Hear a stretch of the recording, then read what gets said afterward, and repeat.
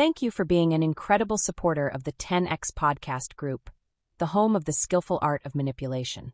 We're thrilled to have you as part of our growing community. If you haven't already, we'd love for you to follow us on your favorite podcast platform. Your likes and comments mean the world to us and help us reach a wider audience with our stories. Plus, with new episodes released every day, your feedback plays a vital role in shaping what we create. It truly makes a difference. Your loyalty and enthusiasm fuel our passion for crafting gripping tales, and we're so grateful for your support. Today, we're excited to present The Orgasm Clause, a story that promises to keep you on the edge of your seat. Let's dive into this thrilling narrative together. Chapter 1: The Devil in a Corner Office. There are places in this world that bleed power through the walls. You can smell it before you ever see it. It's in the leather of the chairs, the bitter edge of expensive cologne hanging in the air, the cold gleam of polished steel that reflects a version of yourself you barely recognize. Holloway and Chase corporate headquarters was one of those places. And I wasn't there to worship it. I was there to burn it to the fucking ground. My first day started like a cliché. A tight skirt, a white blouse just shy of inappropriate, and heels sharp enough to slit a man's ego open. I walked past security with a laminated intern badge clipped to my chest and a lie on my lips. Smiled at the receptionist, gave the HR lady my best, I'm eager and grateful face, and let them believe I was just another overachieving college girl lucky enough to land a spot in one of the top firms in the city. I wasn't lucky. I was surgical. And the man behind the door at the end of the hallway? He was the infection. Richard Holloway, CEO, silver-tongued sadist, poster boy for toxic masculinity in overpriced suits. He was the kind of man who measured his worth by the size of his watch and the number of people who flinched when he entered a room. The office itself was a mirror of his soul, soulless. Cold. Designed for intimidation. Everything was monochrome, clinical, like color was too beneath him. A floor-to-ceiling window overlooked the skyline, but it felt less like a view and more like a throne. I knocked, even though I didn't have to. He already knew I was coming. Close the door, he said without looking up. His voice wasn't a request. It was a command wrapped in ice, and delivered with the casual cruelty of someone used to obedience. I obeyed for now. He didn't look at me for the first full minute. Kept typing on his laptop like I didn't exist, like he was making a point. Then finally, slowly, he looked up and smiled, this wolfish, lazy thing that didn't reach his eyes. You're the new intern? He asked, even though he already knew the answer. Yes, Mr. Holloway. Don't call me Mr. Holloway. Makes me feel old. Call me Richard. I hated that name. I hated the way it sounded in his mouth. And I hated even more how many times I'd have to pretend not to gag when saying it.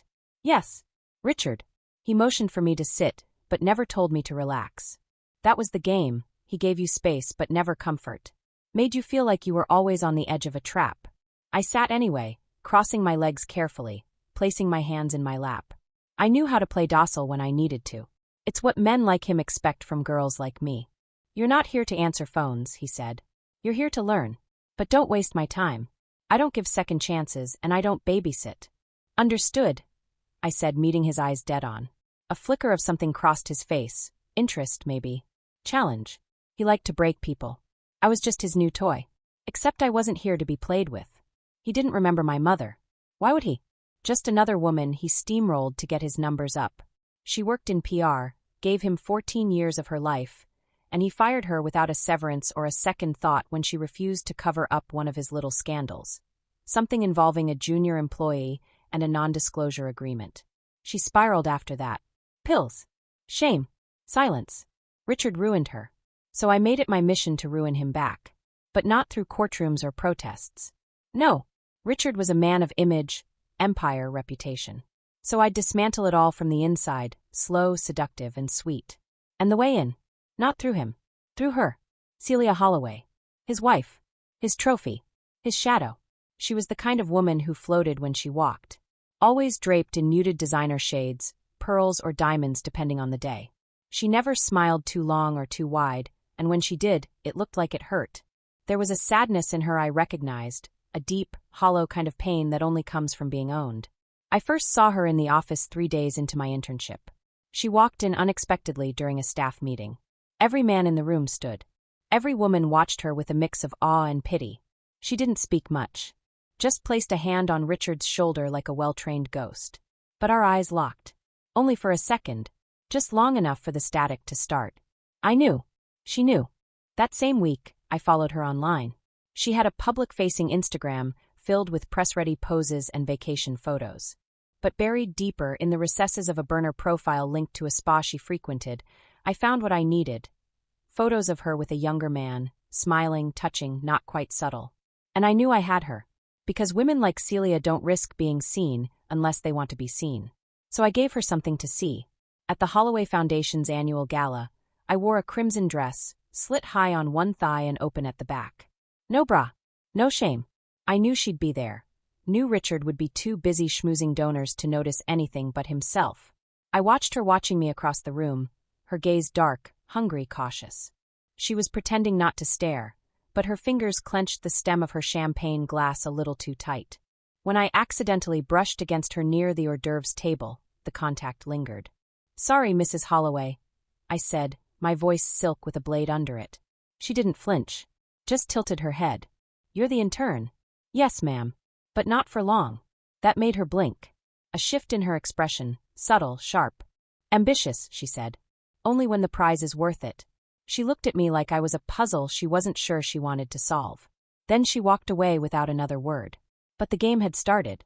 The next week, she found excuses to call the office during my shift. Asked for small things, event confirmations, dry cleaning pickups, personal notes for Richard. One day, she asked me to drop something off at their home while he was out of town. That was when it happened. I wore something understated, respectful. Hair tied up. Minimal makeup. But I brought something else with me, presents. The kind that fills a room before your mouth does. She answered the door herself. No staff. Just her. "You didn't have to bring this in person," she said. "You asked for discretion," I replied. I assumed that meant face-to-face. Celia stared at me like she was deciding whether to kiss me or kill me. Then, without another word, she turned and walked into the house. I followed, of course. She poured herself a glass of white wine, gestured toward the bar. "You drink." "Only when I shouldn't." That made her laugh. First time I'd seen her relax. We sat. Talked. She asked questions that had nothing to do with Richard, and everything to do with me. What I wanted. Why I was here. If I had a boyfriend. I let her circle me, like a shark too bored to bite. Then, after an hour of cat and mouse, she stood and said, "I need to grab something upstairs. Wait here." I waited 30 seconds. Then followed. She was in the bedroom when I entered, standing at the window, her back to me. "I said to wait," she said, voice calm. I didn't want to. She turned. Her eyes were darker now. "You think this is a game?" "No," I said. "I think this is a contract. You write the terms. I sign with my body." The silence stretched. Then she crossed the room, grabbed me by the wrist, and kissed me like she'd been holding her breath for years. We didn't make love. We fucked. Raw. Urgent. Wordless. Like we were punishing someone else with every movement. She was dominant at first, hungry, precise, but I flipped her mid-act. Took control. Made her say my name with her legs trembling and her teeth biting down on a silk pillow. And above us, the lens blinked red. Hidden. Recording. Every gasp. Every cry. Every violation of her marriage vows. I didn't do it for lust. I did it for leverage.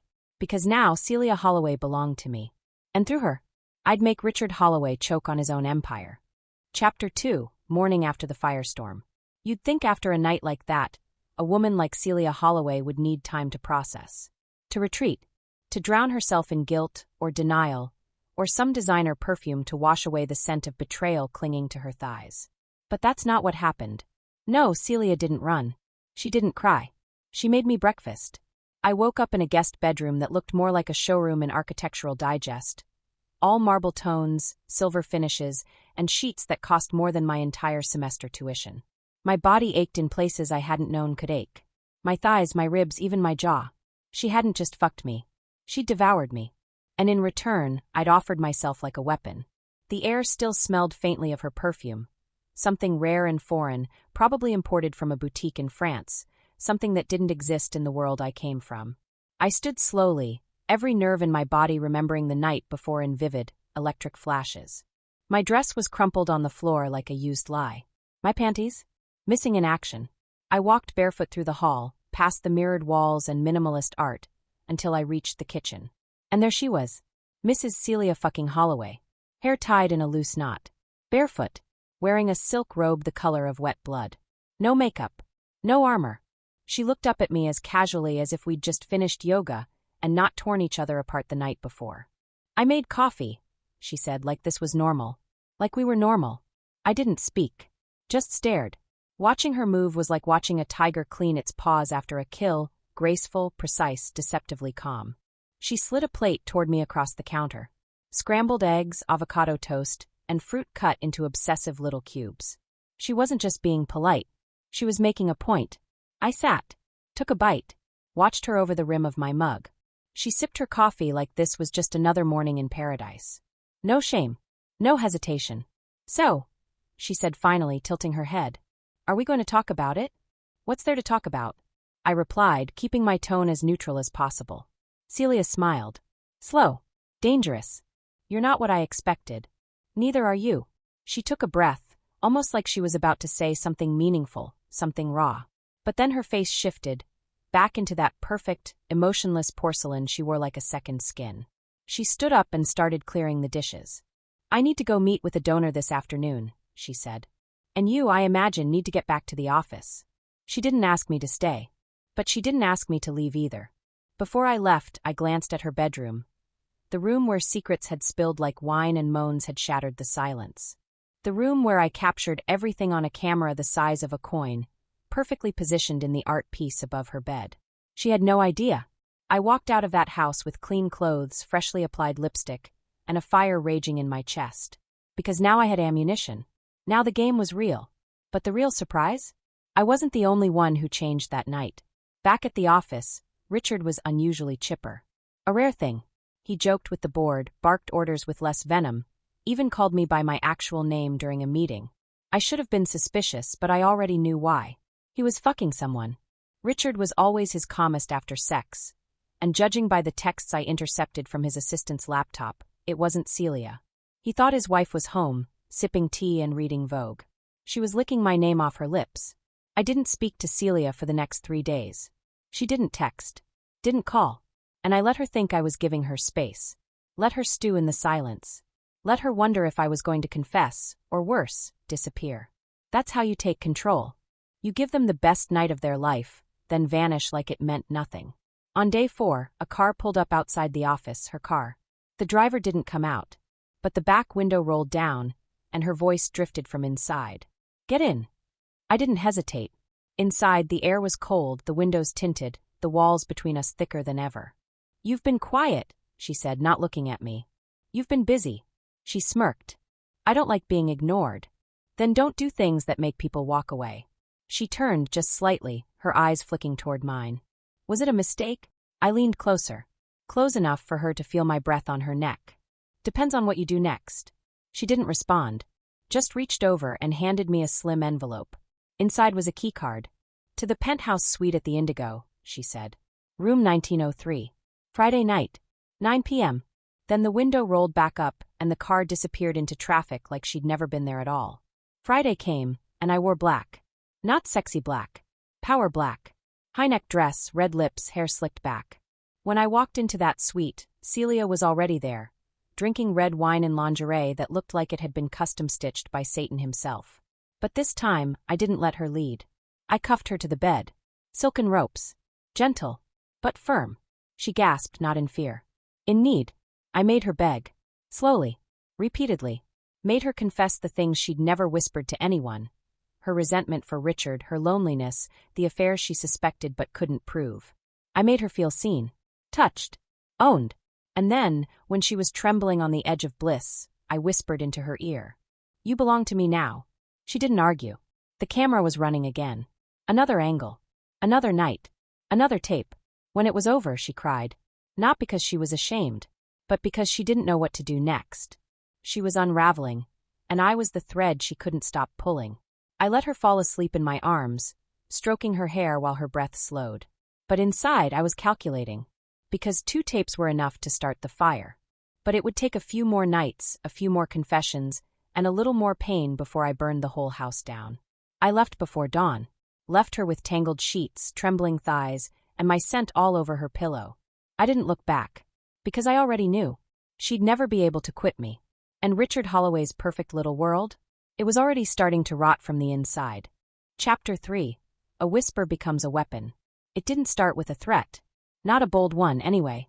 It started with a whisper. The kind that makes you turn your head, check the shadows, wonder if what you heard was real. That's how manipulation works. You don't kick the door down. You leave it cracked and let them swing it open themselves. By the time I sent the first clip, Celia had already begun to tremble. Not from guilt, but from dependency. You don't fuck a stranger and then invite them back unless you're starving for something deeper. Something desperate. And Celia, she was ravenous. For touch. For control. For freedom. For me. It had been 2 weeks since the Indigo Suite. 2 weeks since I left her cuffed, trembling, crying in my arms like a child asking not to be abandoned. She didn't know it yet, but she wasn't afraid of being caught. She was afraid of being forgotten. I didn't text. Didn't call. I left her in silence. And in that silence she unraveled. The footage I had, 2 perfect angles, crystal clear sound, her voice breathless with pleasure and confession, wasn't just leverage. It was a masterpiece. I spent hours editing it. Not to humiliate her, but to control her. The most damning parts weren't the moans or the arch of her back. It was what she said when she thought no one else would hear. I hate him. I hate Richard so fucking much I want to burn his heart while it's still beating. She'd whispered it like a prayer. I looped it. Enhanced the audio. Synced it with the moment she came. That's what I sent her.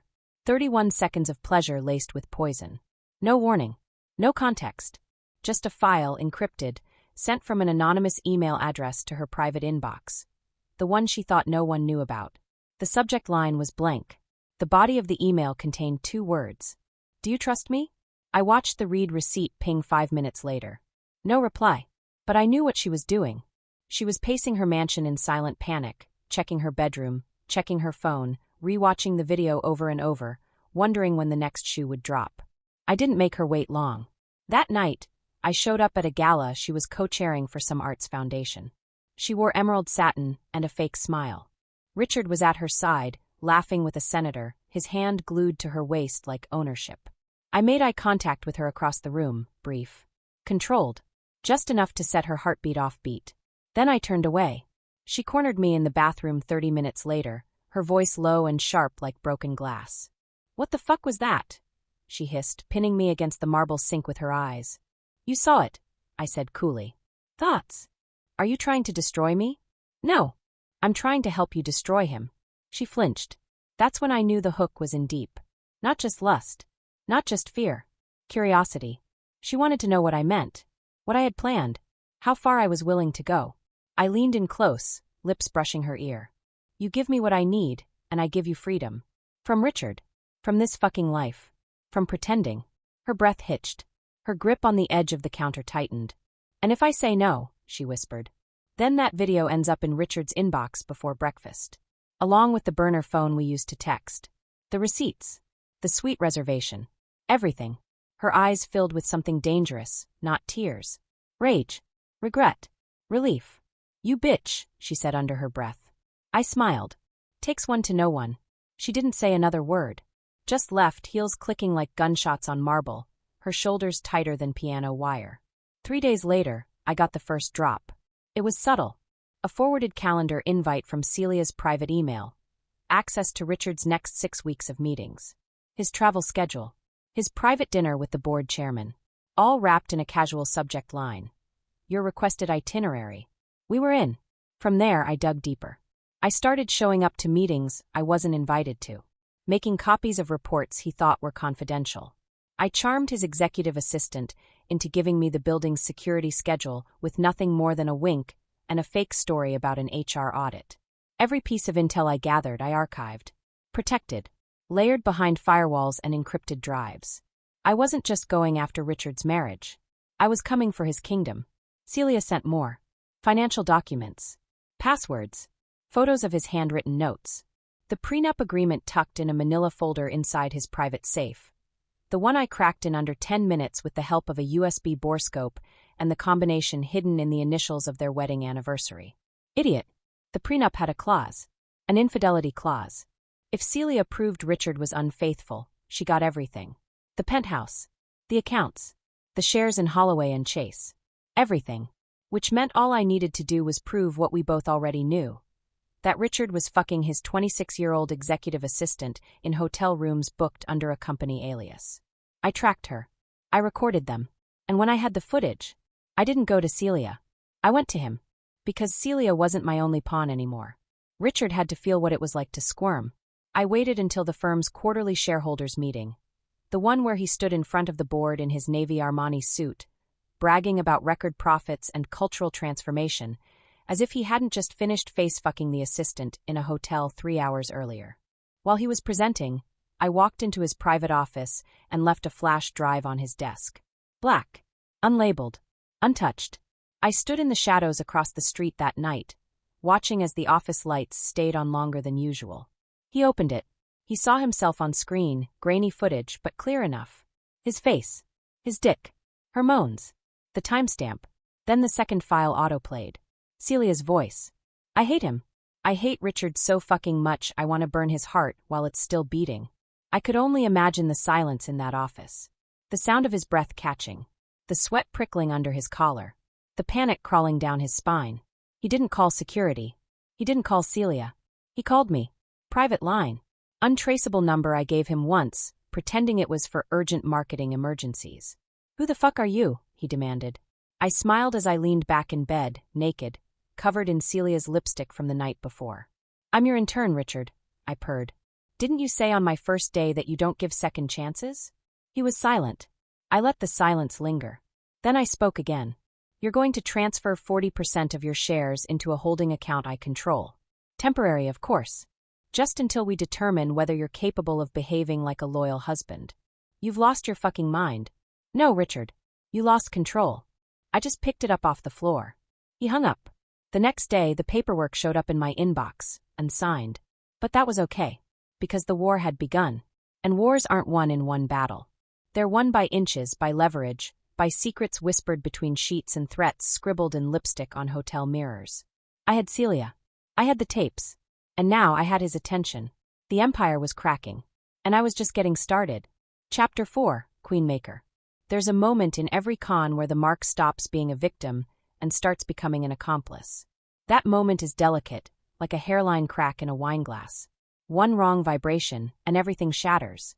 But if you're careful, if you whisper just the right words in just the right ear, the crack doesn't spread. It deepens. And once it does, there's no going back. Celia Holloway crossed that line at exactly 3:12 p.m. on a Wednesday. She didn't call. She didn't text. She showed up at my apartment unannounced, wearing sunglasses bigger than her ego, a coat worth more than my rent, and heels she had no intention of taking off before storming inside. I barely had time to lock the door before she slapped me. Hard. You went to him, she hissed. I smiled, even as my cheek stung. He needed to know the game started. She stepped closer, nostrils flaring, hands shaking. Not from rage, but from adrenaline. You're out of your goddamn mind. And yet here you are, I whispered, brushing a strand of hair from her face. Coming back for more. She grabbed me by the collar and kissed me like she hated me. And maybe she did. But she needed me more than she feared me now. The lines had blurred. I wasn't just her mistake anymore. I was her weapon. We fucked on my kitchen table like animals. No music. No soft words. Just the raw kind of release that feels like ripping out a confession. She moaned into my mouth, bit my lip until I tasted blood, and came with my name scratching out of her throat like a broken hymn. Afterwards, she lit a cigarette with trembling fingers. I should kill you, she said. You won't. Why not? Because I'm the only one who sees you. The real you. She didn't answer. Just smoked in silence while I lay naked beside her, watching her face. That face that had once been flawless porcelain was now smeared mascara and fury. And I had never seen anything more beautiful. That was the day she became my queen. And I became her kingmaker. Over the next 3 weeks, we built the plan. We met in secret, always in new places. A private club in the basement of a jazz bar. A decaying motel off the freeway with no cameras. Once, inside her husband's own wine cellar while he slept upstairs with a Xanax-induced blackout. We spoke in low voices, always careful, always circling the inevitable truth. Celia wasn't afraid of Richard anymore. She wanted to replace him. But wanting power and knowing how to wield it? Those are two different things. That's where I came in. Step 1 was visibility. Celia had spent her life as Richard's silent accessory. A mannequin at galas, a perfect ghost in press photos, a whispered presence behind every charitable donation. We changed that. She launched a private foundation, the Holloway Initiative for Women in Business. Public. High profile. Aggressive. Her name started appearing on panels. On podcasts. In headlines. We staged press releases, orchestrated viral soundbites, planted paparazzi photos of her smiling with political figures. She was no longer the background. She was the entire fucking stage. And the world noticed. Step 2 was leverage. Richard had barely begun to feel the noose around his neck. The video I'd sent him had rattled him, but not enough. Men like him don't fear blackmail. They fear exposure. So I sent him another flash drive. This one included Celia's voice again, but not from the bedroom. It was from one of our meetings in the wine cellar. Her voice was calm, cold, deliberate. He's weak now. He doesn't see what's coming. He thinks he's too big to fail. Overlaid on top of footage from the board meeting where he'd laughed off a shareholder's concern about ethics violations. I timed the delivery with a conference call he was set to have with the firm's private investors. 2 hours after the call ended, Richard called me again. This time he didn't yell. He begged. "What do you want?" His voice was hushed, flat, almost hollow. "Tell me what the fuck you want." I didn't answer right away. I wanted him to feel the silence, to let it settle into the cracks forming in his mind. Then I whispered, "I want you to hand over the throne." "Impossible. Then I burn everything." He hung up. 2 days later, I received a package at my office cubicle. No return label. Inside was a manila folder with documents, shareholder transfer requests, a revised power of attorney form listing Celia as emergency interim CEO in the event of medical or mental incapacitation, and a handwritten note. "This is all I can give for now." I held that paper like a holy relic. Celia read it and smiled. "Now we just need to break him." And oh, how we broke him. Richard began to unravel in stages. First came the public argument at a board dinner. A waiter spilled wine on his jacket, and he screamed so loud it made headlines. Then the miscalculated speech at the regional summit, rambling, incoherent, visibly sweating under the stage lights. The internet ripped him apart. Meme after meme. Hashtag sweaty CEO. Hashtag wine rage Richard. He started drinking more. Paranoia set in. He snapped at interns, accused his assistant of leaking documents, fired a VP without cause. And all the while Celia smiled. She comforted him in public, kissed his cheek during interviews, even defended him on national television. Behind the scenes? She fucked me in the bathroom of his office, her nails digging into my skin while she laughed into my mouth. "He thinks I'm loyal," she gasped between moans. "He thinks I'm his." "No," I whispered, sliding deeper inside her. "You belong to me now." We filmed that too. Not for leverage. For memory. Because I knew one day, she'd look back and wonder who she really was before she met me. And she'd have her answer. A puppet. And now, a queen with blood on her hands. The final phase came unexpectedly. Richard collapsed during a board meeting. Stress-induced panic attack. Celia rode with him in the ambulance, weeping for the cameras. Played the loving wife to perfection. While he recovered in a private clinic, Celia invoked the clause in the documents he'd signed, temporary executive authority. The board ratified it within 48 hours. She was in charge. Officially. Publicly. Permanently. And I was still just an intern. A silent architect in the shadows. But I didn't care about titles. Because I already had everything that mattered. Her. The company. The tapes. The truth. And now, with Richard sedated, isolated, and powerless, we could finally begin phase 2. Not just revenge. Empire building. Chapter 5. Poison in the honey. Power doesn't always corrupt. Sometimes it seduces. Sometimes it whispers sweet nothings while it wraps around your throat like silk, cutting off just enough air to make you want more. Sometimes it turns on you. I didn't realize how much the taste of control had changed Celia until the first time she told me no. We were in the presidential suite at the Astoria, late at night, champagne half finished, her lipstick smeared across my inner thighs. She was lying beside me, naked except for a diamond necklace I'd watched her steal from her own jewelry vault an hour earlier. I reached for her. She pulled away. "I'm tired," she said, turning toward the window. At first, I thought it was nothing. A mood. A moment. But the next day, when I showed up at the firm with a new folder of blackmail insurance, documents that would have given her full access to Richard's offshore accounts, she didn't even look up from her laptop. "You're becoming reckless," she said, typing. "We need to slow down." That word, we used to mean alliance. Now it sounded like a leash. She didn't ask where I got the documents.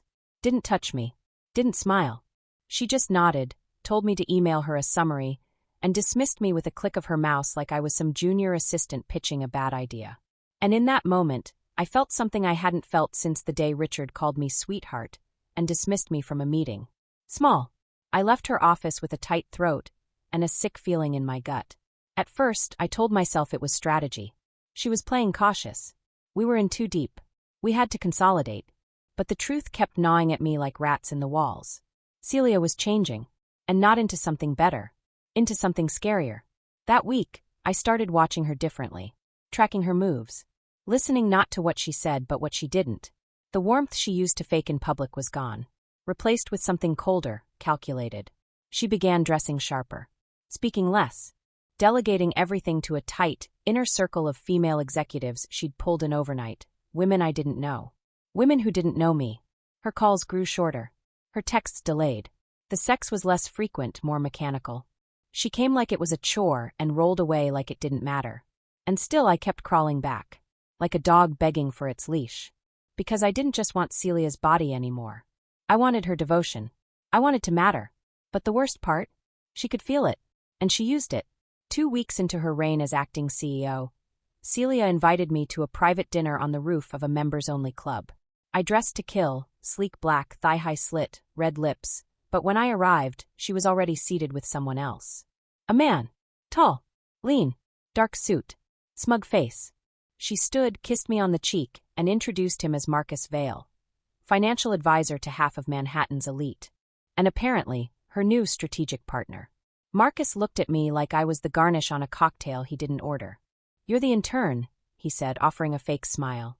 I returned it with poison. "And you're the unnecessary middleman." Celia laughed. "Play nice," she purred. But it wasn't the kind of laugh she used to share with me. It was performance. Theater. She was playing a new game. And I wasn't her co-star anymore. I was the fucking understudy. I barely spoke during the meal. Just drank, smiled, nodded. All the while, my brain spun like a loaded revolver. She hadn't told me about Marcus. She hadn't asked. That night, back at her place, I confronted her. "What is he?" I asked, standing at the foot of her bed while she took off her earrings like I hadn't just bled for her in silence all evening. "An investor," she said. "You don't need him." "I need stability," she snapped. "Credibility. Someone with a name that isn't dripping in scandal and sex." I froze. My mouth went dry. "Is that what I am to you?" I asked. "Scandal and sex?" She didn't answer. Not with words. She walked over, gripped my jaw, and kissed me so hard I tasted metal. Her nails dug into my skin. Her breath was fire. "You're everything," she whispered. "But not forever." That cut deeper than any slap. Because I knew what it meant. I was the ladder she'd climbed to escape the cage Richard built. And now that she was standing at the top, she was ready to kick it down. I didn't sleep that night. I lay next to her in silence, her head on my chest, her arm draped over my stomach like she still needed me. But her fingers were still, her breathing too even. She wasn't clinging. She was done. In the morning, she left early. Claimed she had meetings. Kissed my forehead, told me to lock up. And then she was gone. I walked through her penthouse like a stranger. Everything was in its place. Too clean. Too perfect. Like she'd already started erasing me. Then I saw it, an envelope on her desk. Unsealed. Inside, a copy of the deed transfer documents I had forged for her weeks ago. The ones Richard had refused to sign. Except now they were signed. And dated. Yesterday. Without my help. Without my knowledge. The signature was real. Verified. Witnessed. Notarized. Which meant only one thing. Celia had gone to Richard without telling me. She'd made a deal. Cut me out. And still smiled in my face like we were in this together. I didn't cry. I didn't scream. I laughed. Loud. Sharp. Bitter. Because she thought she was the only one holding cards. She forgot who taught her the game. She forgot who made her queen. So I opened my laptop and started uploading. One tape at a time. The bedroom confession. The wine cellar strategy session. The bathroom sex. The handcuff footage. Every moan. Every threat. Every dirty little whisper she'd begged into my skin. I encrypted them. Watermarked them. Scheduled them. Not to post. Not yet.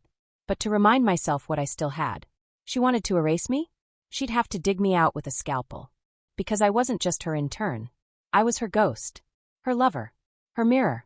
Her fucking end. Chapter 6. Blood in the Mirror. Every war reaches a point where bullets aren't enough. Where blood doesn't satisfy.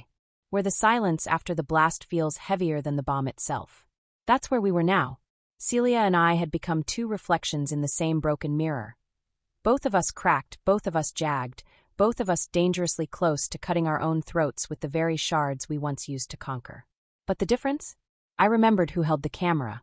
She forgot who pressed record. After I found the notarized deed transfer, her silent betrayal, I didn't spiral. Not right away. I focused. Watched. Tracked her movements like I was building a case against a criminal I still wanted to fuck. She was everywhere suddenly. Panels. Press. Posing next to Marcus Vale in every glossy article, as if he'd been the one who guided her rise. The same man who weeks ago had called me the intern, with that smug little smile. Now he was in her circle. Her right hand. Her shadow. I started seeing headlines. Celia Holloway, the Ice Queen with a plan.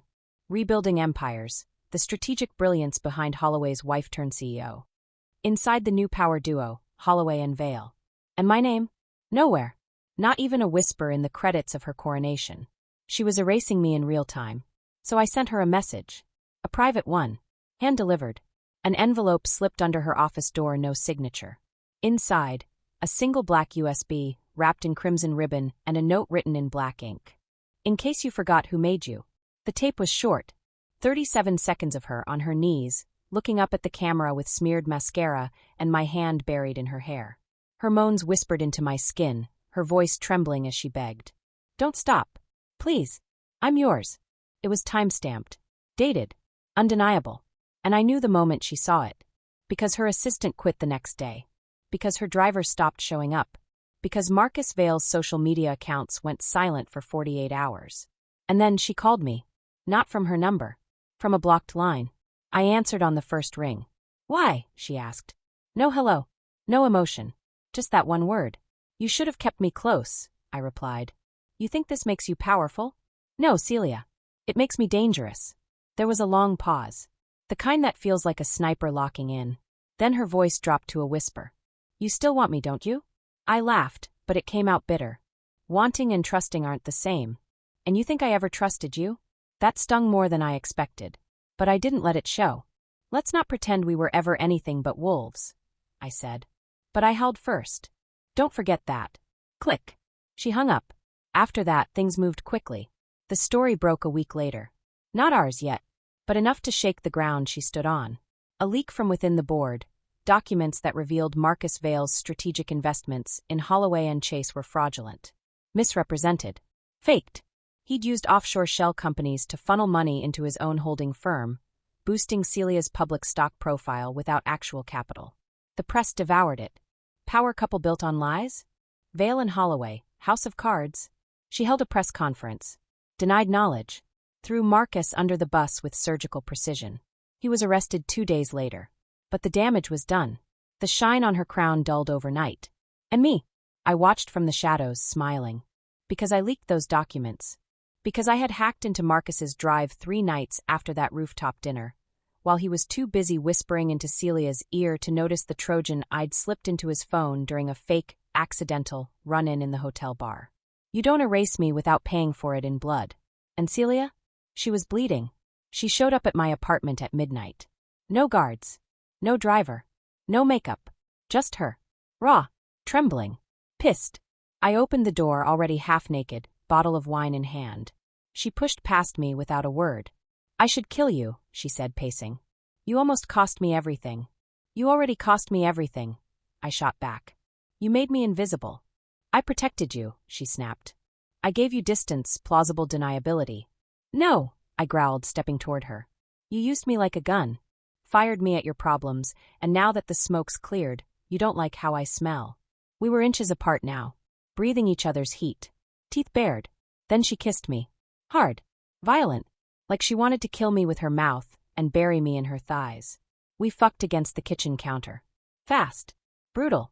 No words. No rules. Just pain and pleasure twisted so tightly you couldn't tell which was which. After we collapsed on the floor. Sweating. Breathing. Broken. I hate you, she whispered. Good, I murmured. It means you still feel. The next morning, I woke up alone. Again. But this time, something felt different. Colder. Quieter. I checked my phone. Nothing. Checked the door.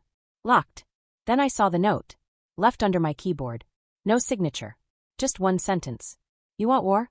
Let's make it public. My blood froze. She was going to out us. Preemptively. Before I could weaponize the tapes. Before I could leak our twisted little fairy tale. She was going to frame the narrative. Paint herself the victim. Me as the predator. And it would work. Because I had the sex. But she had the sympathy. I knew what I had to do. I called a journalist. Not just any journalist. The same one who exposed Marcus Vale. A woman named Deja Knox. Ruthless. Brilliant. Queer. And very, very bored with the usual corporate scandals. I invited her to my apartment. Off the record. No phones. I poured 2 glasses of wine and handed her the flash drive. Everything on here is real, I said. Unedited. Undeniable. But if you run it, you run all of it. She stared at me for a long time, then asked the question I knew was coming. Why are you doing this now? And I told her the truth. Because love turned to power. And power turned to poison. And the only way to survive poison is to drink the antidote first. Chapter 7, The Final Clause. I always knew it would end like this. Not in silence. Not in peace. But in flames. The kind that don't just burn down walls, but scorch every memory that ever touched them. The kind that leave you standing in the ash with your own fingerprints smeared across the matchbox. Celia was the match. But I was the gasoline. And now we were both choking on the smoke. The morning the article dropped, the world stopped spinning. Front page. Black and white headline. Bold. Sex Lies and the Queen of Deception. The Intern Who Toppled an Empire. By Deja Knox. Inside, everything. The affair. The manipulation. The sex tapes. The forged documents. The blackmail. The war for control. The collapse of Holloway and Chase. Marcus Vale's scandal. Richard Holloway's breakdown. All of it. Laid bare. No censor. No apologies. Photos. Quotes. Screenshots. Audio clips. And at the center of it all? Me. Not Celia. Me.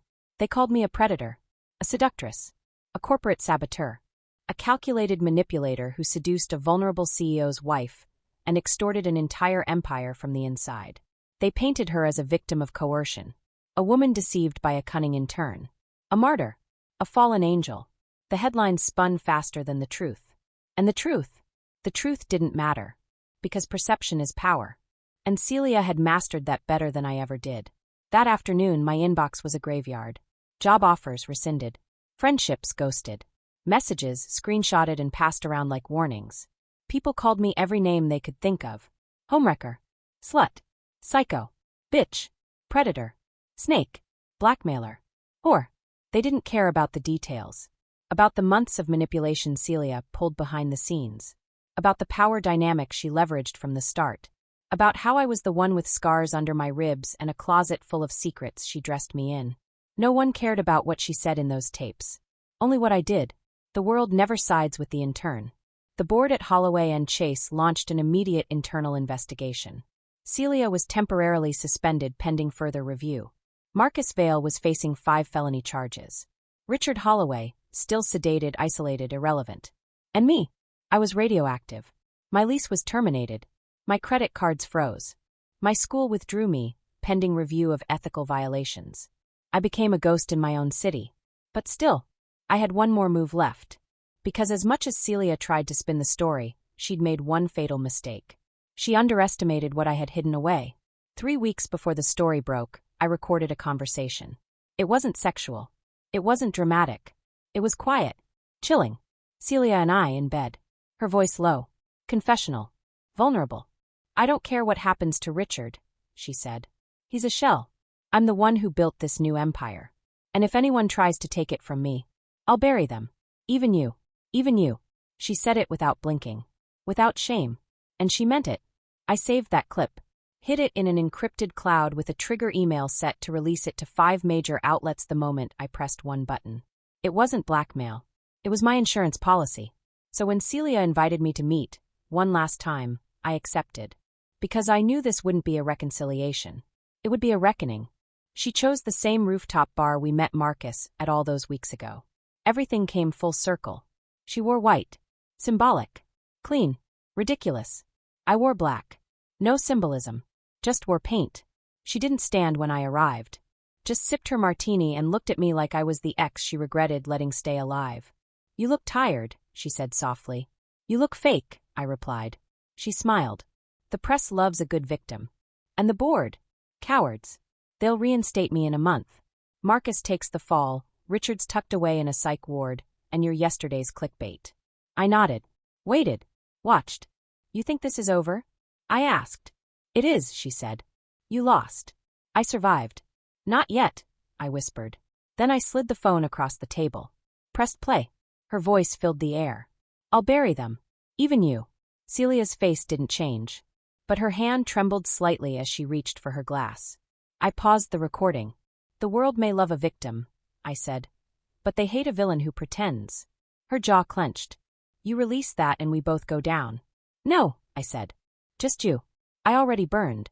You loved me, she whispered, voice cracking for the first time in months. I still do, I said honestly. But love doesn't mean mercy. I didn't leak the tape that day. I didn't have to. Because the next morning, Celia Holloway was found unconscious in her penthouse suite. Pills. Wine. A note. Simple.